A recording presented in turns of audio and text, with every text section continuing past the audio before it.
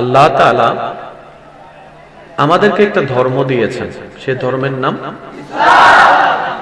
এই ইসলাম ধর্মটার ভিতরে আল্লাহ তাআলা একটা কিতাব দিয়েছেন, যে কিতাবের নাম একটু জোরে বলেন। এবার একটা কথা মাথায় এবং মনে আজীবনের জন্য বসায় রাখবেন, আমাদের যিনি আল্লাহ তিনি সব জানেন। জোরে জোরে জোরে। তিনি সব দেখেন, তিনি সব বুঝেন, তিনি সব করতেও পারেন। সেই আল্লাহ একটা ধর্ম দিয়েছেন ইসলাম, সেই আল্লাহ একটা কিতাব দিয়েছেন কোরআন। কোরআনটা যদি হবিগঞ্জের এলাকার মানুষের হতো ভিন্ন কথা আসতে পারত, যদি চট্টগ্রাম মানুষ কোরআনওয়ালা হতো, কোরআনের আবিষ্কারক হতো, ভিন্ন কথা আসতে পারত। কিন্তু কোরআন স্বয়ং আল্লাহ নিজেই কালাম করে দিয়েছেন, সুবহানাল্লাহ। আর আল্লাহ তাআলার প্রত্যেকটি কাজে কোন না কোন কারণ আছেই আছে, আছেই আছে।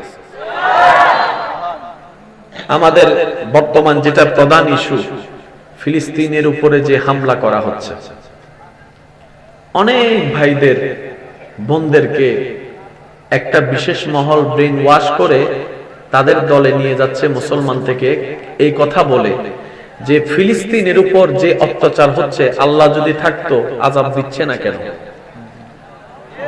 এটা কিন্তু ব্রেনে লাগার মতোই কথা।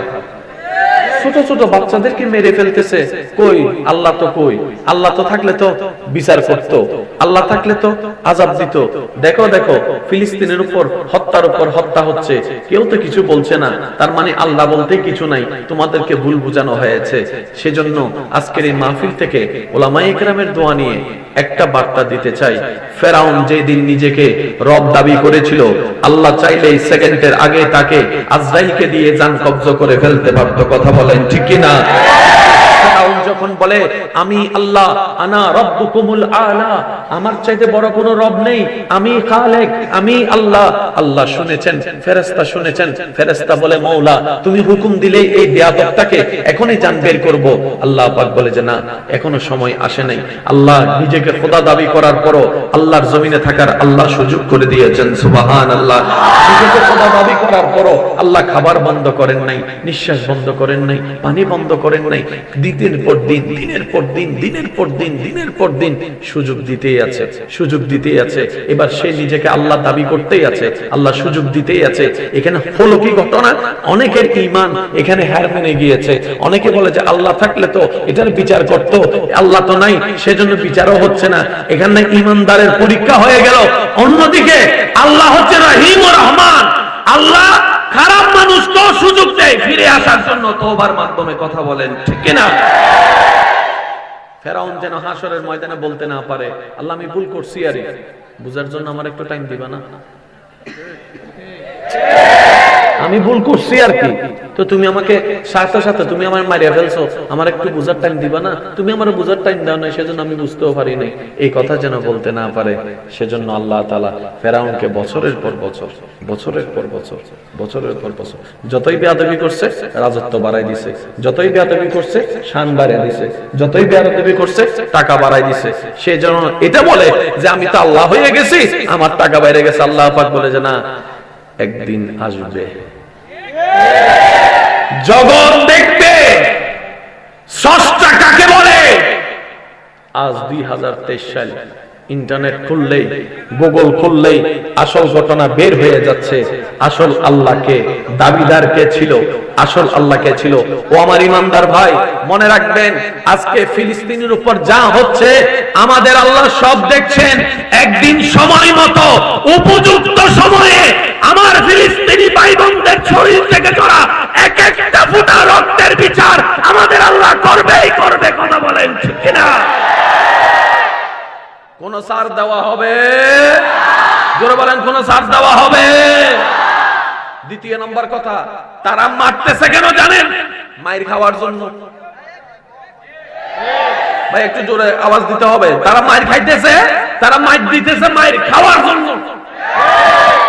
আল্লাহ তাদের অপরাধের লেভেল বাড়ার সুযোগ আসবে সময়, কিছু কথা আছে যেগুলা ভিতরে বলতে হয়, বাইরে নয়। তবে এতটুকু মনে রাখবেন, উলামায়ে কেরামের গবেষণায় দেখা যাচ্ছে এই ইহুদি জাতি অতি শীঘ্রই লাঞ্ছনার মালা গলায় পরবে পরবে পরবে পরবে। কথা বলেন ঠিক কিনা? এবার শিক্ষিত সমাজের আমি একটু মনোযোগ আকর্ষণ করব, কষ্ট হবে না তো? কিছুদিন আগে একটা ফুটবল খেলা হয়েছে না, কয় না? কি কি ওই খাইছে এরই উল্টা, ঠিক কইছে কারা জানেননি? যারা দিচ্ছে হেরা। আচ্ছা, এই খেলা সবাই মিলে দেখছেন। নেপালের লেবে খেলা হইলে দেখতেন নি? নেপালের সাথে খেলা হইলে দেখতেন কেন? এটা একটা দল হইল, এটা একটা দল হলো, এই দলের সাথে তো খেলা জমে না। খেলা হতে হবে বাঘে মহিষে লড়াই, খেলা হতে হবে বাঘে মহিষে লড়াই। এখন যদি দেখেন হাতির সাথে ইন্দুরে ঝগড়া করে, দেখার আগ্রহ নেই। কথা বলতে হবে, কথা বলতে হবে। যদি দেখেন হাতি আর বাঘ, কই দেখ এটা জমবো। এবার আমি আপনাদেরকে প্রশ্ন করবো, আপনারা উত্তর দিবেন। দুনিয়াবি ক্ষেত্রে কোন দেশ বেশি শক্তিশালী, ফিলিস্তিন নাকি ইসরায়েল? আবেগ দিয়ে কথা বলেন না, বুঝে কথা বলেন। দুনিয়াবি ভাবে কোন দেশ বেশি শক্তিশালী? টাকার ক্ষেত্রে, ডলারের ক্ষেত্রে, পরিপার্শ্বিক দেশের সাপোর্ট হিসেবে, তারপরে আপনার বোমার ক্ষেত্রে, ড্রোনের ক্ষেত্রে, এটা সবাই মিলে বলেন না, ড্রোনের ক্ষেত্রে, মিসাইলের ক্ষেত্রে, প্রশাসনিক ক্ষেত্রে, বিভিন্ন দেশের সাথে সম্পর্ক ঠিক রাখার ক্ষেত্রে, অর্থনৈতিক ক্ষেত্রে, সামাজিক ক্ষেত্রে, সব দিক দিয়ে শক্তিশালী ইসরায়েল। ভাবেন, কথাটা একটু ভাববেন। এবং তাকে সাপোর্ট দেনেওয়ালা অনেক দেশ। পক্ষান্তরে ফিলিস্তিন দুর্বল আর দুর্বল।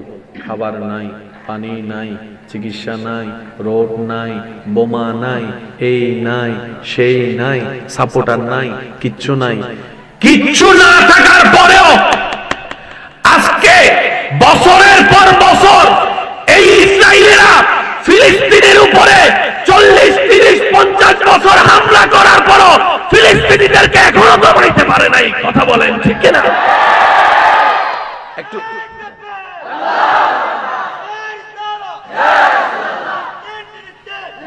উচ্চ আওয়াজে একবার বলেন না সুবহানাল্লাহ। ইসরায়েল হচ্ছে হাতি, ফিলিস্তিন হচ্ছে একটা ইঁদুরের মতো দুনিয়াবি হিসাবে, কিন্তু হাতি হয়েও ইঁদুরকে দমাইতে পারে নাই। আর যুদ্ধটা একদিন নয়, এক বছর নয়, বছরের পর বছর, আমাদের জন্মের আগে থেকে। কিরে, ফিলিস্তিন তো অনেক ছোট দেশ, গারমট কাদা শেষ করে লাভ। কয় চেষ্টা তো করতেছে, কিন্তু কেন জানি পারি না, কেন জানি পারি না, কেন জানি পারি না। ভাবেন না, আপনারা যারা সমাজবিজ্ঞান, রাষ্ট্রবিজ্ঞান নিয়ে পড়ালেখা করেন, 75 বছর আমার হুজুর বলছেন, 75 বছর পর্যন্ত চেষ্টা করার পরে 48 থেকে চলছে, এখনো পর্যন্ত শেষ পর্যন্ত তারা গবেষণা করে এই ফিলিস্তিনে আছে কি বাইর কর, কিছু তো একটা কথা কর না, কিছু তো একটা। নাইলে আমরা এদিকে মারি, এদিকে মারি, তারা একটা মারলে আমরা 10টা মারি। তাদের ডলার হচ্ছে 1000 টাকা, আমাদের ডলার হচ্ছে 1 কোটি টাকা। সব দিক দিয়ে আমরা শক্তি পারি না, পারি না, পারি না, কিছু আছে। শেষ পর্যন্ত তাদের ধর্মগুরুরা গবেষণা করে দেখে এই ফিলিস্তিন হচ্ছে সেই স্থান যেটার সম্পর্কে নবীর হাদিসের মধ্যে ঘোষণা পাওয়া যায়। ফিলিস্তিন হচ্ছে সেই ভূমি যে ভূমিতে আল্লাহর প্রিয় বান্দাদের পদচারণ হয়েছে। সুবহানাল্লাহ। ফিলিস্তিন হচ্ছে সেই জমি যে জমিনের মধ্যে রাহমাতুল লিল আলামিনকে আল্লাহ মক্কা থেকে আকসা এনে ইমাম বানিয়ে নামাজ পড়িয়েছেন। সুবহানাল্লাহ। ফিলিস্তিন হচ্ছে সেই জায়গা যে জায়গার মধ্যে আল্লাহর প্রিয় বান্দাদের পদাচারণ হয়েছে, আল্লাহ তাআলার বিশেষ রহমতের নিদর্শন পাওয়া গিয়েছে। এবং অতি শীঘ্রই এটা স্বাধীন হবেই ইনশাআল্লাহ। বলবেন না?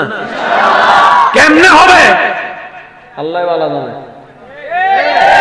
আরেকটু জোরে বলেন না, আলাম তারা কাইফা ফাআলা রাব্বুকা বিআসহাবিল ফিল আলাম ইয়াজআল কাইদাহুম ফি তাদলিল ওয়া আরসালা আলাইহিম তায়রান আবাবিল তারমিহিম বিহিজারাতিন মিন সিজিল। এত বড় বড় হাতি আসছে আল্লাহর ঘর ভাঙতে। আব্রাহা বাদশা এত বড় বড় হাতি লইয়া, বড় বড় হাতি লইয়া আব্রাহা বাদশা বলে যে দেশটা আমার, প্রজা আমার, খাওয়াই আমি, কিন্তু তারা আমার সিজদা না করে কোন জায়গায় একটু খবর নিয়ে দেখতো, দেখে যে তার চাইতে বেশি সম্মান করে মানুষেরা আল্লাহর ঘর খানায় ঘর কাবাকে। সুবহানাল্লাহ। আমার খাইয়া ঘরের সম্মান করো, মানতাম না, ওই ঘরটারে উড়াই দেব। মক্কা শরীফের সে কাবা ঘর আর কি, এইটারে উড়াই দেব। বড় বড় হাতি লইয়া কাবা শরীফ ভাঙার জন্য আব্রাহার দল রওনা হয়েছে। কোরআনের ছায়াতলে বোঝা যায় সূরা ফিলের বড় বড় হাতি নিয়ে আল্লাহর ঘর ভাঙার জন্য যখন আসতে লাগলো, আল্লাহর ঘরের খাদেম ছিল নবীর পূর্বপুরুষ। সুবহানাল্লাহ। উনি যত্নে ছিলেন। ঘটনা অনেক লম্বা, মুক্তসর করে বলা, শেষ পর্যন্ত আল্লাহর উপর দায়িত্ব ছেড়ে দিয়ে উনি সেখান থেকে সরে গেলেন। আব্রাহার বড় বড় হাতি দল, সবাই মনে করতেছে শেষ, আজকে শেষ, আজকে শেষ। আল্লাহ কয় তোদের প্ল্যানিং তো তোরা করছস, এবার আমার প্ল্যানিংটা বাকি। সুবহানাল্লাহ কইলে কি কষ্ট হইব? আল্লাহ বলে যে তোমাদের প্ল্যানিং আলাদা, আমি রবের প্ল্যানিং আলাদা। এবার সকাল যখন হয়ে গেল, আল্লাহ তাআলা আলাম তারা কাইফা ফাআলা রাব্বুকা বিআসহাবিল ফিল আলাম ইয়াজআল কাইদাহুম ফি তাদলিল ওয়া আরসালা আলাইহিম তায়রান আবাবিল। আল্লাহর ঘর ভাঙার জন্য আব্রাহা বাদশা বিশাল বিশাল হাতি নিয়ে আসলো আল্লাহর ঘরের বিপক্ষে। আল্লাহর পক্ষ থেকে আল্লাহর হুকুমে যুদ্ধ করার জন্য কোন বিশাল হাতি আসে নাই, বিশাল কুমির আসে নাই, বিশাল দানব আসে নাই। আল্লাহ ছোট ছোট পাখি পাঠিয়ে দিয়েছে, ছোট ছোট পাথর দিয়ে। বলেন সুবহান। পাথর ফেলছে, ঢুকছে, সব বাইর করে নিয়েছে। আল্লাহর পক্ষে আসছে কি? ছোট ছোট পাখি কোন লাগবে, যখন আল্লাহর পক্ষে আসছে কি? আর আল্লাহর বিপক্ষে আসছে বড় বড়। আমগো সিরাঙ্গের ভাষা একটা কথা আছে, ক মশা মারি বেলা হামান লাগে না বেড়া। হ্যাঁ, মশা মারতে হামান গিত্তুরে, মশা মারতে কামানের দরকার কি? ওই আব্রাহা জগতের সামনে বিশাল বাদশা, কিন্তু আসল মালিকের সামনে তার দুই পয়সার কোনো দাম হতে পারে তার বিশাল বিশাল হাতির বহর। আল্লাহ পাঠিয়েছেন ছোট্ট ছোট্ট পাখি। আচ্ছা, পাখি যদি ছোট হয় তার পা কদ্দুর হবে? কথা বলেন না। পাখি যদি ছোট হয় তার পা কদ্দুর হবে? এই পায়ের মধ্যে যদি পাথর থাকে সেটা হবে ছোট্ট ছোট্ট পাখির ছোট্ট ছোট্ট পা, ছোট্ট ছোট্ট পাথর। আশা যখন শুরু করছে, কয় কি সুন্দর লাগে, হাসতেছে পাখি। আইসা আস্তে আস্তে ছাড়ছে, পাথর গুলা পড়ছে। পারমাণবিক বোমার চাইতে বড় কাম করে লেছে। সেজন্য ইমানদার ভাইয়ের আওয়াজ দিয়ে বলেন, তাওয়াক্কুল থাকতে হবে কার উপরে? আমি শুনতে পাই নাই, আরো জোরে বলেন, তাওয়াক্কুল থাকতে হবে কার উপরে? আমাদের কেউ নাই, আছে একজন, তিনি কে? ইসরায়েল বাহিনী। যা করার কর, যেমনে করার কর। এখানে আরেকটা কথা বলি, তারা চোরের মতো হামলা করে, টুং টুং টুং। আমরা সবাই এখানে বসে রয়েছি, টুং করে ফেলাইছে, আমরা জিতে গেছি। কাপুরুষ বাঘের বেটা যদি হস, একটা মারলো না, বিশাল একটা মারলো, পৃথিবীর সমস্ত মিডিয়ার লাইভ দেখাইতে বল, একদিকে তোরাই, আরেকদিকে মুসলমানের বাচ্চারা যাবে, মুসলমানের সন্তানরা যাবে, মুসলমানের সন্তানরা যাবে। আরে যুদ্ধ যদি করতে মন চাই সামনে সামনে কর। আরে তোরা করবি না, কারণ তারা ভালো করে জানে তাদের বাপ-দাদারা বদরের যুদ্ধের মধ্যে টিকতে পারে নাই। কথা বলেন ঠিক কিনা? সেজন্য তারা শুধু আরো জোরে বলতে হবে ঠিক কিনা? সামনাসামনি পারবো, কথা কয় না, সামনাসামনি পারবো। এখানে আমি আপনাদেরকে বিরক্ত হচ্ছেন না তো? এবার আমার মুখে মুখে আপনারা কিছু ধ্বনি বলবেন, এরপরে রিঅ্যাকশন আপনারা নিজেরাই সিলেক্ট করবেন, আমি করব না। আপনারা বলেন তো আকাশ, ভাই জোরে বলেন না, আমি নাম শোনাচ্ছি আপনাদেরকে, একটু বলেন। আকাশ, বাতাস, পাতাল, জমিন, পাহাড়, নদী, নালা, আমেরিকা। এবার বলেন আল্লাহু আকবার, আল্লাহু আকবার। এতগুলা নামের ভিতরে কোন নামটা বলার সময় আপনার শরীরের ভিতরে একটু গরম গরম লাগছে? একটু আপনারাই বলেন, আমি বলবো না। কোন নামটা বলার পরে? এটা তো আমাদের কাছে আছে। বদর যুদ্ধের মধ্যে যখন সবাই সামনের দিকে চলে যাচ্ছে, মনে রাখবেন ভাইয়েরা, আপনি যতই কিছু করেন না কেন, একটা জায়গায় আমরা সবাই ধরা, সেটা হচ্ছে জান্নাত। 40 বছর আপনি ভুল পথে টাকা কামাইছেন, কোটি টাকা হয়েছে, কেউ যদি মাথায় পিস্তল ধরে লেখা দেয়, লেখা দেয় সাথে সাথে, কিরে 40 বছর ধরে না কামাইলা, কয় আগে জান বাচ্চা লই, জান বাঁচলে বাকি সব। কথা বলেন ঠিক কিনা? মানুষ জানের সামনে গিয়ে হাত নত করে ফেলে, মানুষ জান বাঁচানোর জন্য মাথা নত করে ফেলে, মানুষ জান বাঁচানোর জন্য হাত সিলিন্ডার করে ফেলে, মানুষ জান বাঁচার জন্য নিজের জবানকে বন্ধ করে ফেলে। কিন্তু পৃথিবীর সমস্ত ইতিহাসকে পিছনে ফেলে, স্বার্থ ছাড়া, বেতন ছাড়া, দুনিয়া ছাড়া বদরের ময়দানে 313 জন সাহাবায়ে কেরাম বদর অভিমুখে রওনা শুরু করলেন। সুবহানাল্লাহ। বদর অভিমুখে রওনা শুরু করলেন, পেটের মধ্যে ক্ষুধা, বুকের মধ্যে তৃষ্ণা, তলোয়ার নাই, তলোয়ারের মতো যুদ্ধ করার জন্য বললাম নাই, তীর নাই, হাজার সংখ্যা বিপক্ষে দল দাঁড়িয়ে আছে। জগৎ জিজ্ঞেস করে, আপনাদের কি পরিবারের মায়া নাই? আপনার কি স্ত্রীর মায়া নাই? মার মায়া নাই? বাবার মায়া নাই? সন্তানের মায়া নাই? সন্তানের মায়া নাই? তলোয়ার তো ছাড়া, বললাম ছাড়া যুদ্ধের দিকে যাচ্ছেন, 313 জনতে হেরে আসবেন। সাহাবায়ে কেরাম উত্তর দেয়, যে ভয়ের কারণে ফিরে আসবো, ভয়টাই তো লাগছে না, কারণ আমরা তো যাচ্ছি আমার আল্লাহ এবং নবীর জন্য প্রাণ উৎসর্গ করার জন্য। সুবহানাল্লাহ। এটার নাম ইসলাম, এটার নাম মুসলমান। আল্লাহ বিচার করছেন না নাকি সময় দিচ্ছে? আমি সবার মুখে শুনবো, বিচার করছে না না সময় দিচ্ছে? আর এই সময়টা আল্লাহ সবাইকেই দেয়। ভাই একটু জোরে বলেন না। জমিন কার? ভাই একটু জোরে বলেন, জমিন কার? রিজিক কার? ফসল কার? নিঃশ্বাস কার দেওয়া? তো যারা আল্লাহরে মানে না তাদের কত দিচ্ছে? ফেরেশতা কয়, আল্লাহ তারা তো তোমারে মানে না, অন্যরে ডাকে, তুমি দাও কেন? আল্লাহ কয়, আনার রহমান, আমি রহমান। আর রহমান সবার জন্য, মনে রাখবেন, রহমান সবার জন্য। রহিম লিল মুমিনিন, আমি রহিম শুধু আমার মুমিন বান্দার জন্য। রহমান আমি সবার। সূর্য সবার জন্য তুলেছে। আপনারা জানেন, গাছ রোপণ করলে সূর্যের আলো না পড়লে সে গাছ কখনো, আমি কেন বলবো, আপনারা একটু বলেন না রে ভাই, কখনো সেটা বড় হওয়ার মতো হবে। ছোট্ট বাচ্চা দুনিয়াতে আসার পরে দেখবেন দাদি নানিরা লইয়া সকালবেলা, আপনাদের এখানে নাই মনে হয় না, থাকলে একটু কন্যা, সকালবেলা ছোট্ট বাচ্চা দ্বারা লইয়া রোদের মধ্যে দিয়ে শুকাইতে দেয় 7-8টা বাজে। কিও দাদি কালো হয়ে যাবে তো, বুঝোস না বেটা, ভিটামিন ডি। আর একটু জোরে বলতে হবে। এবার বলেন, সূর্যের আলো সবার দরকার আছে না নাই?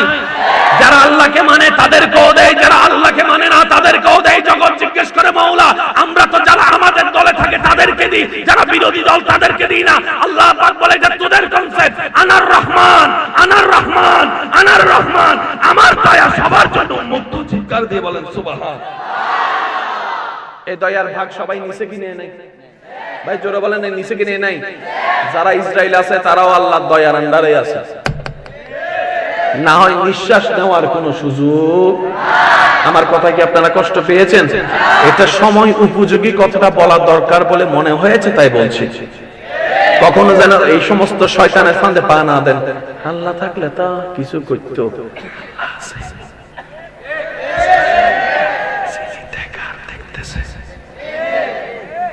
টাইম হইয়া লোক, টাইম হইলেই আমার ভাই বলতেছে ছাড় দেন, ছেড়ে দেন না। আল্লাহ আমাদের সবার ঈমান হেফাজত করুক। আর একটু জোরে বলবেন না ভাইয়া? আল্লাহ আমাদের সবাইকে মরণ পর্যন্ত ঈমান এবং ইজ্জত নিয়ে বসবাস করার তৌফিক দান করুক। এবার ঈমানদার ভাইরা একটু খেয়াল করবেন, আমাদের একজন স্রষ্টা আছে, তিনি কে? আল্লাহ। ওই আল্লাহর একটা কালাম আছে, সেটার নাম কোরআন। কোরআনের প্রথম সূরা হচ্ছে সূরা ফাতিহা। সূরা ফাতিহার প্রথম নম্বর লাইনটা সবাই মিলে একটু পড়েন তো। বিসমিল্লাহির রহমানির রহিম। আলহামদুলিল্লাহ। মাশাআল্লাহ মাশাআল্লাহ। আরেকবার আলহামদুলিল্লাহ। মাশাআল্লাহ। আরেকবার শেষবারের মতো আলহামদুলিল্লাহি রাব্বিল। একবার বলেন সুবহানাল্লাহ। আল্লাহ তাআলা পৃথিবীর শ্রেষ্ঠ দামি কিতাব কোরআনুল কারীম সূরা ফাতিহা দিয়ে শুরু করেছেন। সূরা ফাতিহার মধ্যে প্রথম লাইন আল্লাহ দিয়েছেন চারটা শব্দ, আলহামদুলিল্লাহি রাব্বিল আলামিন। মাইকের আওয়াজ এই মুহূর্তে যত দূর যাচ্ছে, যে যেখান থেকে শুনতে পাচ্ছেন গভীর মনোযোগ। আল্লাহ তাআলা শুরু করছেন আলহামদুলিল্লাহি রাব্বিল আলামিন, যার মূল অর্থ হচ্ছে সমস্ত প্রশংসা আল্লাহর জন্য। কে? আল্লাহ, যিনি আলামিনের পালনকর্তা। আর একটু জোরে বলবেন না সুবহানাল্লাহ? কেন এই কথাটা তুলছি? শুধু আমার যুবক ভাইদের একটু মনোযোগ চাচ্ছি, কারণ এই যুবকরা এই এলাকার ভবিষ্যৎ নয়। আল্লাহ চাইলে এগুলো ইসলামেরও এক একজন খাদেম হয়ে যেতে পারে, ভবিষ্যৎ হয়ে যেতে পারে, ঠিক না? পৃথিবীর বুকে যত রোগ আছে, সবচেয়ে একটা মারাত্মক রোগের নাম কি জানেন? ক্যান্সার। কি? ক্যান্সারের চাইতে বড় মারাত্মক রোগের নাম হচ্ছে ডিপ্রেশন। জোরে জোরে জোরে জোরে জোরে। ক্যান্সার সবার হয় না, ডায়াবেটিস সবার হয় না, স্ট্রোক সবার হয় না, কিন্তু ডিপ্রেশন। কথা বলেন না, কথা বলেন, কথা বলেন। যে ছেলেটাকে দেখতেছেন, ওই যে ছেঁকা খাইছে, কথা কয় না, কথা কয় না, আরো জোরে বল না, দেখি না। ওই যে ছেঁকা খাইয়া পাকা হয়ে গেছে, গা ল্যাং খাইয়া পড়ে গেছে, বাস চলে গেছে গাজার তলে। ওই যে তার মাথায় ঢুকাই দিছিল, 2 টান দিলে টেনশন কমে যাইব, ওই 2 টানে এখন 10 প্যাকেট চলতেছে। আছে না? এখানে যারা সিগারেট খায় কাউকে দোষ দিব না, মনে রাখবেন যারা সিগারেট খায়, এই সিগারেট ধরাইছে কিন্তু বন্ধুয়ে, কাছের মানুষে কিন্তু ধরাইছিল। ওই যে কইছিল এক টান দে, ওই এক টানে এখন 10 প্যাকেট চলে। আছে না নাই? আছে না নাই? এবার আমার যুবক ভাইরা, কেমন ধর্ম পেয়েছি শুধু বুঝার জন্য বলা। পৃথিবীর বুকে সবচেয়ে বড় রোগের নাম হচ্ছে ডিপ্রেশন। কোন ওষুধ কোন আবিষ্কার করতে পারে নাই, কিন্তু ইসলাম এমন একটা জীবন বিধান, ফুড অফ লাইফ বলা হয়, যে ইসলামকে আল্লাহ তাআলা কোরআন শুরু করেছেন সূরা ফাতিহা দিয়ে। ফাতিহার প্রথম নম্বর শব্দ হচ্ছে আলহামদুলিল্লাহ। আলহামদুলিল্লাহ। বিজ্ঞানীরা গবেষণা করে দেখলো, যার অন্তর যত বেশি শুকরিয়া আদায় করে, তার অন্তর তত বেশি শান্ত থাকে।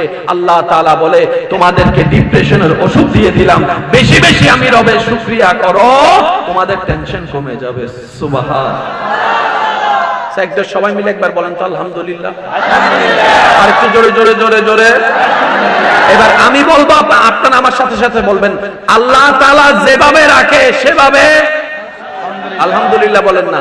আল্লাহ তাআলা আমাদেরকে যেভাবে রাখে সেভাবে আল্লাহ দিল, আল্লাহ না দিল, আল্লাহ দিল, আল্লাহ না দিল, আমাদের কোনো চাওয়া, আমাদের কোনো পাওয়া, আল্লাহ খুশি হয়ে দিল আলহামদুলিল্লাহ, না দিল আলহামদুলিল্লাহ। এবার মন ভরে একবার বলেন আলহামদুলিল্লাহ। এবার নিজের মনের দিকে দেখেন, কোনো টেনশন নেই। আর কথাটা কেন বলেছি, আপনারা অনেক ভাইয়েরা মনে করেন ইসলাম শুধু পরকালের ধর্ম। না ভাই, না। দুনিয়ার সমস্ত রোগের চিকিৎসা আল্লাহ কোরআনের মধ্যে দান করে দিয়েছেন। ওয়া নুনাজ্জিলু মিনাল কোরআনে মা হুয়া শিফাউন, আমি আল্লাহ কোরআন কেমন ভাবে সাজিয়েছি, কোরআনের জায়গায় জায়গায় রোগের চিকিৎসার ব্যবস্থা করে দিয়েছি। বলেন সুবহানাল্লাহ। সত্যি করে একটা কথা বলেন, গ্রামের এবং শহরের কোন এলাকার মানুষ বেশি সুস্থ? আপনারা যেটা বলেন আমি সেটা বলবো, গ্রামের না শহরের? অথচ আমরা সবাই চলে যেতে চাই কোথায়? শহরে। কিন্তু সুস্থতার মেজরিটি পার্সেন্ট গ্রামে। ভাই একটু কথা বলেন না রে ভাই, আমি কি বেশি বিরক্ত করে ফেলতেছি আপনাদেরকে? কষ্ট দিয়ে দিচ্ছি? চিন্তা করেন না 10 মিনিটে শেষ করে দিব, ঠিক আছে? হ্যাঁ, কষ্ট হচ্ছে না আপনাদের? কষ্ট হচ্ছে না? বেশিরভাগ সুখী মানুষ কোথায়, গ্রামে নাকি শহরে? সুস্থ মানুষ কোথায়, গ্রামে না শহরে? শহরে তেমন অবস্থা হয়েছে, পাশের ফ্ল্যাটে কি হয়? কথা বলেন না রে ভাই। কোন মায়া, কোন মমতা, কেউ যদি স্ট্রোক করে পড়েও যায় দৌড়বে, কই এই টাইম আসেনি, আমরা বিজি মানুষ। এবার আপনারা সুস্থ কেন জানেন? বেশিরভাগ গ্রামের মানুষ। এটাও ইসলামের মধ্যে ফর্মুলা দেওয়া আছে। আর একটু জোরে বলতে হবে। শহর এলাকায় গেলে দেখবেন দাদা নানা বুড়া বয়সে যারা আছে, মিডিয়াম বয়সে যারা আছে, সকাল সকাল উঠটা জোরে জোরে ঘটনা, ঠিক না? ও দাদা কি করো? জগিং করি, জগিং। কেনা কইছে? কই ডাক্তারে। বলেন না, ঠিক কি না? কেন? তুমি তো ঘামে লাইছো, পুরো শরীর তো তোমার ঘেমে গিয়েছে। কই এটার জন্যই তো জগিং করছো। কই দেখছস নি নাতি কাণ্ড? এসি লাগাইছি করে যেন ঘাম না আসে। এসি লাগাইছি করে যেন ঘাম না আসে। আর ডাক্তারে বলে যে সুস্থ থাকার জন্য শরীর থেকে ঘাম ঝরাও। এবার দেখেন শহরের মানুষ আর গ্রামের মানুষের পার্থক্য। গ্রামের মানুষ এমন ভাবে কাজ করে শরীর থেকে জোরে জোরে জোরে জোরে শরীর থেকে কি ধরে? গাম ধরে। শহরের মানুষগুলা গাম আসার আগে অ্যাসিড বাতাসে এসব কথা কয় না, যার কারণে জগিং করে করে গাম বের করতে হয়। কথা বলেন ঠিক কিনা? এবার বলেন, গ্রামের মানুষ তাড়াতাড়ি উঠে নাকি শহরের মানুষ? গ্রামের মানুষ না শহরের মানুষ? গ্রামের মানুষ। আপনারা জানেন সকাল বেলার বাতাসটা বড় চমৎকার হয়। সকাল বেলার বাতাসটা বড় চমৎকার হয়। মনে রাখবেন ভাইয়েরা, ব্রেইনে যাদের প্রবলেম আছে, সকালে ফজরের নামাজ পড়ে কিছুক্ষণ হাঁটাহাঁটি করবেন, আল্লাহ আপনার ব্রেইনের মধ্যে আস্তে আস্তে সুস্থতা দান করে দিবেন। আর একটু সুবহানাল্লাহ জোরে বলবেন না? আমি শুধু বুঝাতে চাচ্ছি, ইসলাম কি শুধু পরকালের, নাকি ইসলামের ভিতরে দুনিয়ার নিয়ামত আছে? আছে না নাই? এই ইসলাম আমাদের দরকার আছে না নাই? ইসলামকে যত আপন করব, রব্বানা আতিনা ফিদ দুনিয়া হাসানাতাও ওয়া ফিল আখিরাতি হাসানাতাও ওয়া কিনা আযাবান নার। দুনিয়াও আমাদের জন্য কল্যাণ হবে, আখিরাতও আমাদের জন্য কল্যাণ হবে। চিৎকার দিয়ে বলেন সুবহানাল্লাহ। দ্বিতীয় নম্বর কথা, নামাজ পড়ার দরকার ভাই, জোরে বলেন না। যাদের যাওয়ার যাক, আমি কাউকে নিষেধ করি না, কারণ যারা বসেছেন ওনারা 9টা থেকে বসে আছে। কোমরেরও তো একটা বেতার বলে শব্দ আছে, ঠিক না? কষ্ট আপাতত লাগতে পারে, ঘরের ইমার্জেন্সি কাজও তো থাকতে পারে, ঠিক না? তো যারা যাচ্ছেন ওনাদের জন্য দোয়া, আল্লাহ পাক ওনাদেরকে কবুল করুক, আমিন। এমন রাত অনেক বেশি হয়ে গেছে, কথা বলেন ঠিক না? তো যাই হোক, এবার বলেন নামাজ পড়ার দরকার আছে না নাই? এবার বলেন তো, নামাজ কয় ওয়াক্ত? আজান কয়বার? নামাজ কয় ওয়াক্ত? পড়বেন 5, আমলনামায় যোগ হয়ে যাবে 50। এটা আপনারা সবাই জানেন, কিন্তু এখানে আল্লাহর হিকমতটা একটু বলার চেষ্টা করব। প্রত্যেকটা নামাজের জন্য এক একটা আযান। কয়টা আযান?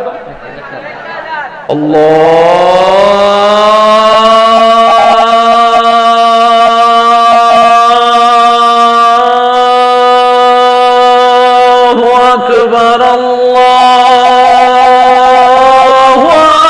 আকবার। আর একটু জোরে বলা যাবে? এই আযান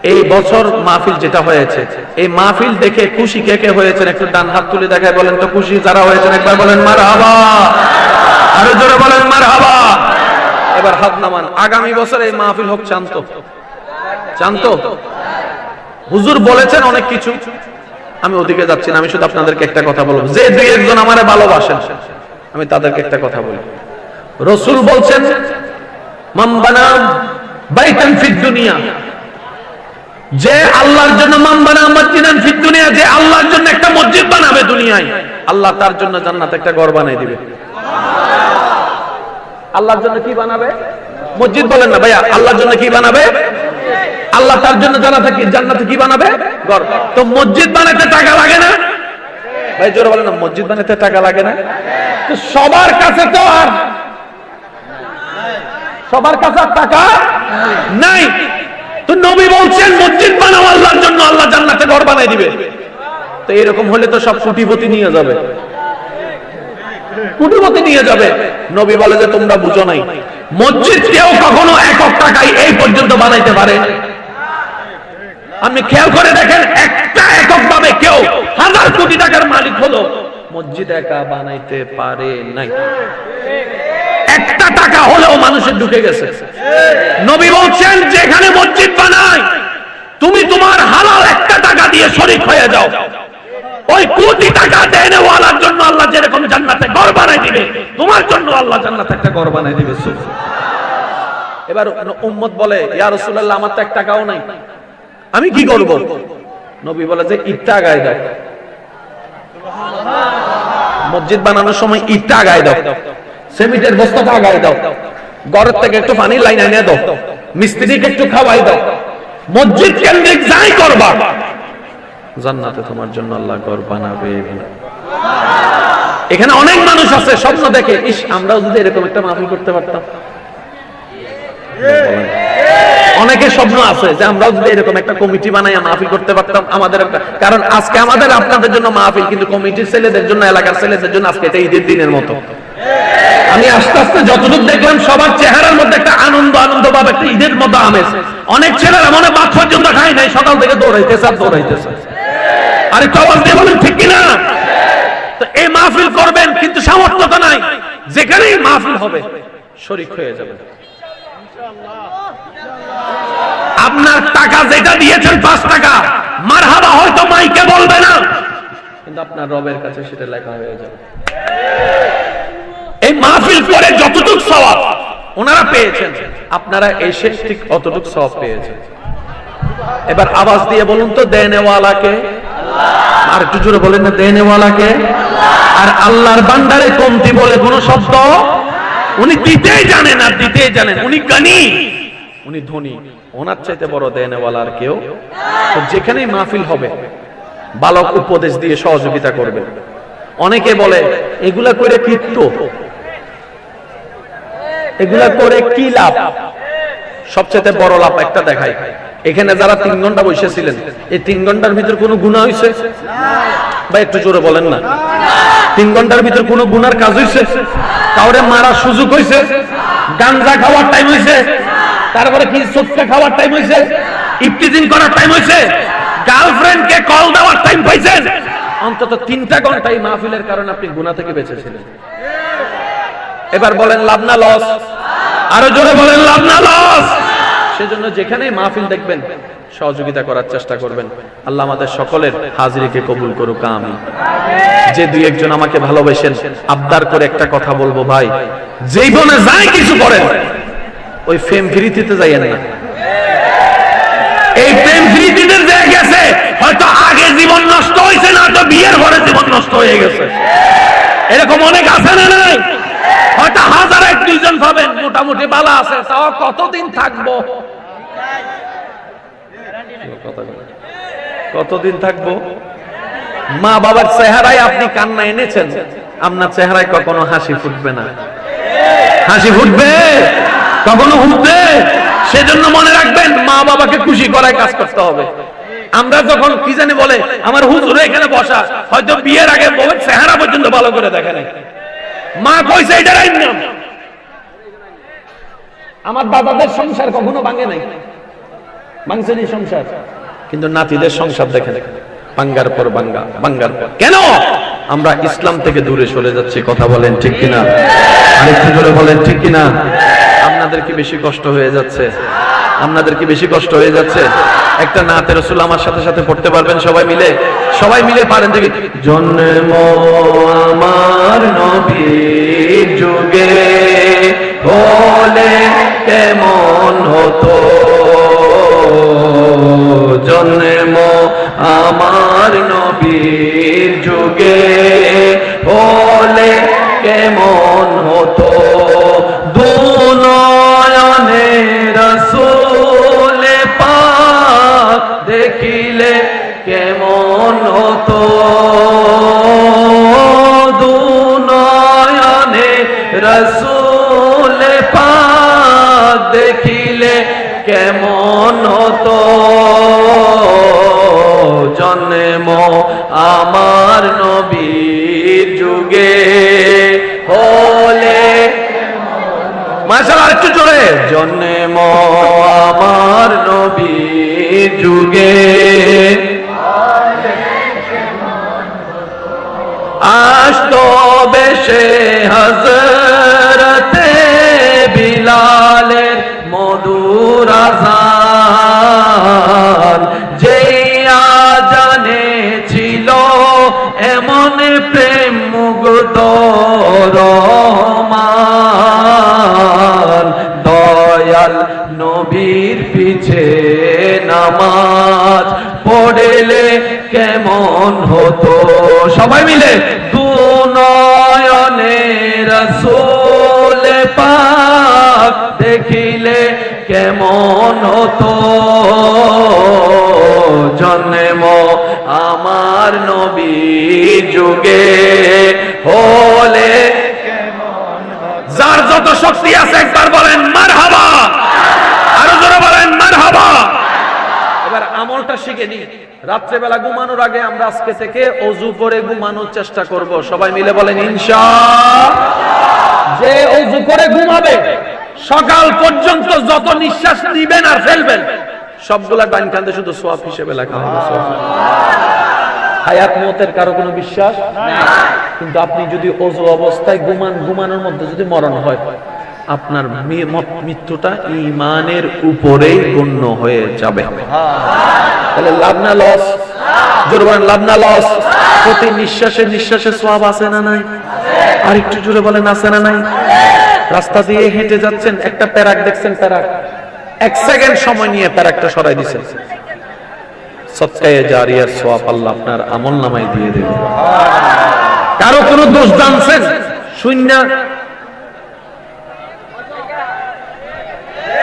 দোষটারে গোপন করে ফেলছেন, আল্লাহ পাক বলে আমার বান্দার 100টা দোষ আমি হাসরের ময়দানে গোপন করে ফেলছি। আর একটু জোরে বলেন না সুবহানাল্লাহ। এখানে একটা কথা বলে আমি আপনাদের থেকে বিদায় নিব। এখানে যারা সংসার চালান, মা বাবা বউয়ের খরচ চালান, যারা, আল্লাহর ওয়াস্তে কখনো এটা বলবেন না আমি খাওয়াই আমি পড়াই, এই কথা বলা যাবে? মনে রাখেন, কারোটা কেউ খাই না, যার যার রিজিকেরটা সে খায়। আর একটু জোরে বলেন না রে ভাই, ঠিক কি না? বউ জামাইরটা খায় না, জামাই বউয়েরটা খায় না, সন্তান মা বাবারটা খায় না, মা বাবা সন্তানেরটা খায় না, যার রিজিকে যেটা সে সেটাই খায়। এবার আসেন, আপনি বলবেন হুজুর টাকা আমি কামাই, তাহলে তা আমি আনি বাজার করে তারা খায়। আমি বললাম ভাই ভুল করছেন, আপনার বউয়ের রিজিক আল্লাহ আপনাকে দিয়ে দিচ্ছে, আপনার মার রিজিক আল্লাহ আপনাকে দিয়ে দিচ্ছে, আপনার বাবার রিজিক আল্লাহ আপনাকে দিয়ে দিচ্ছে। সুবহানাল্লাহ। এবার 5 জনের পরিবারে সংসারে খরচ লাগে 20,000 টাকা, মা বাপ যদি মরে যায় এখন আছে কয়জন? জোরে বলেন না কয়জন? তাহলে 20,000 টাকা দিয়ে আগে চলতো যেরকম, এখন কিছু টাকা বাঁচার কথা না? মা বাপ মরার পরে দেখবেন যে টাকা খুঁজে পাবেন না। যাদের মা বাপ নাই জিজ্ঞেস করেন, খরচ কিন্তু ঠিকই, কিন্তু মা বাবার যেটা খরচ হতো এটা তার নাই, ওইটা তো সেভিং হওয়ার দরকার ছিল। আল্লাহ বলে যে না, তোর মাটা তোর মার সাথে নিয়ে আসছে। সুবহানাল্লাহ বলতেন না? তোর বাবারটা তোর বাবা নিয়ে আসছে, তোর মারটা তোর মা নিয়ে আসছে, কারোটা কেউ খাই না। আমি আল্লাহই রাজ্জাক, সবাইকে আমি খাওয়াই, আমি খাওয়াই, আমি খাওয়াই। চিৎকার দিয়ে বলেন সুবহানাল্লাহ। নিজের পায়ে আমরা নিজেরাই কুড়াল মারি। অনেক সময় দেখবেন জায়গার মধ্যে দেওয়াল তুলতে যায় 1 ইঞ্চি ঢুকে জায়গা, এমনি ঢুকে যায় এমনি। কি তারে তুই তো আমার জায়গায়, ভুল হয়ে গেছে, সরি। তো দেওয়াল তো তুলে লইছে, এখন তার বানানো যাইতো না। আপনি কত বড় বোকামি করছেন জানেন? এবার টোটাল অঙ্ক মিলান। বাপের সম্পদ কামাই নিজের জন্য না সন্তানের জন্য? ভাই আওয়াজটা একটু বড় করে দেন যারা শিখতে চান। বাবা সন্তান সম্পদ কামাই কি নিজের জন্য না সন্তানের জন্য? দাদা নানা সম্পদ জোড়ায় কি নিজের জন্য না নাতিদের জন্য? আপনি তো চলে যাচ্ছেন, পরবর্তী প্রজন্ম তো থাকবে। তখন আল্লাহ তাআলা আপনাদের সন্তান থেকে নাতি থেকে ওই সম্পদ নিয়ে নিন। কথা বুঝেন না মনে? গর্ত করবেন অন্যের জন্য, পড়বেন সেই গর্ত হয়তো আপনি, নয়তো আপনার সন্তান, নয়তো আপনার নাতি। আপনার এলাকায় আমি কিন্তু আসি নাই, কিন্তু আমি বলছি মিলান, এমন অনেকজন আছে যার দাদা বাবা তেমন টাকাওয়ালা ছিল না, কিন্তু নাতিদের আমলে আইসা আছে আছে আছে আছে। এবার তারে যাই প্রশ্ন করেন, কি তারে তোর বাবা গরিব দাদাও গরিব, তুই বলি কেমনে? কই কেমনে কেমনে কেমনে? আল্লাহ কয় কেমনে কেমনে না, তোর দাদা যে সম্পত্তি হারাইছিল এগুলো আমি তোর মধ্যে দান করে দিছি। আল্লাহ কখনো কাউকে বঞ্চিত করে না। আমি যদি অন্যেরটা খাই, আমার ছেলে মেয়ে অন্যরা খাবেই খাবে। এবার বাপ হয়ে যদি আপনি পছন্দ করেন আমার ছেলে মেয়ে অপমান হোক, তাহলে তার কিছু বলার নেই, করার নেই।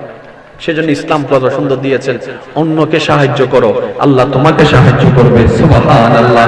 অন্যের বিপদ দূর করো, আল্লাহ তোমার বিপদ দূর করবে। অন্যের ইজ্জত হেফাজত করো, আল্লাহ তোমার ইজ্জতকে হেফাজত রাখবে। সুবহানাল্লাহ। আল্লাহ আমাদের সবাইকে কবুল করুক, আমিন।